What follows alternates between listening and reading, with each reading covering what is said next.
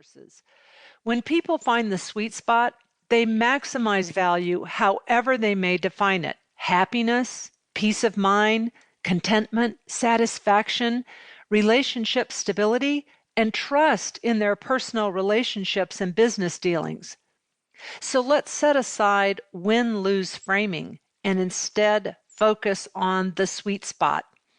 In this book, I refer to situations in which people fail to maximize the value in their business and personal relationships as missing the sweet spot. Conversely, when they leverage their interests, needs, and desires in a way that creates value for themselves and their business partners, spouses, and friends, they are finding the sweet spot. So what's the problem? As we shall see, it is astounding how often people miss sweet spot deals, including those right in front of their faces. Why does this happen? It's not for lack of trying. It's not because people's hearts and heads are in the wrong place. It's because the sweet spot is elusive. Many people fall into traps that pull them away from the sweet spot and toward a sour lemon outcome.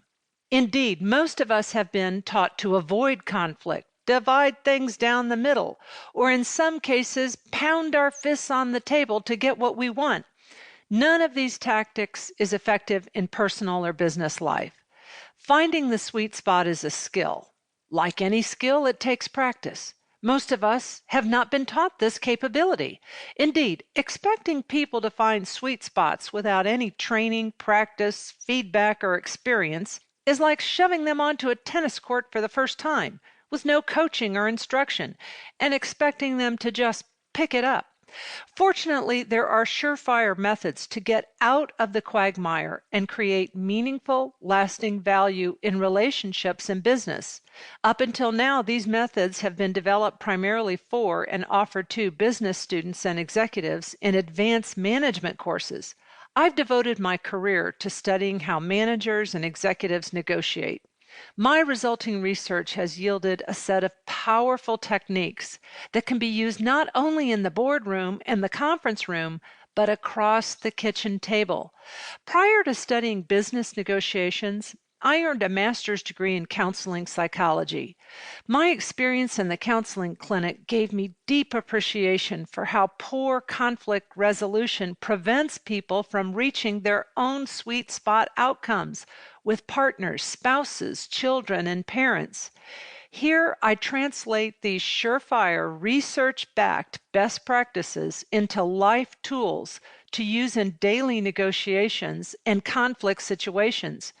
These tools can be useful in our personal relationships, at the workplace, and even in virtual life. I call these tools hacks because they work well, but don't require a lot of financial investment, training, or time. You don't have to be a CEO, senior VP, or regional brand manager to learn how to find the sweet spot in life's negotiations. You just have to be open to learning. During the time I was writing this book, the world was shaken by the COVID-19 pandemic, the rapid spread of illness associated with the novel coronavirus discovered in late 2019.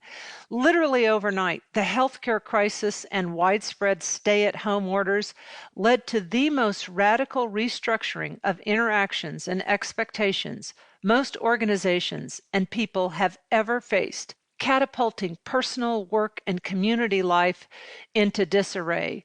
Businesses, communities, couples, and families underwent profound upheaval that affected personal relationships, the workplace, and virtual communication.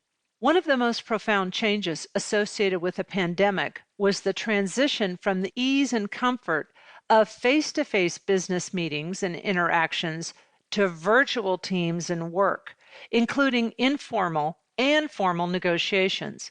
There was no memo, no training plan, no onboarding to the new reality. It just happened, and everyone had to adapt. That meant people had to quickly rethink and re-engineer their personal and professional relationships and interactions while gaining or sharpening virtual collaboration skills.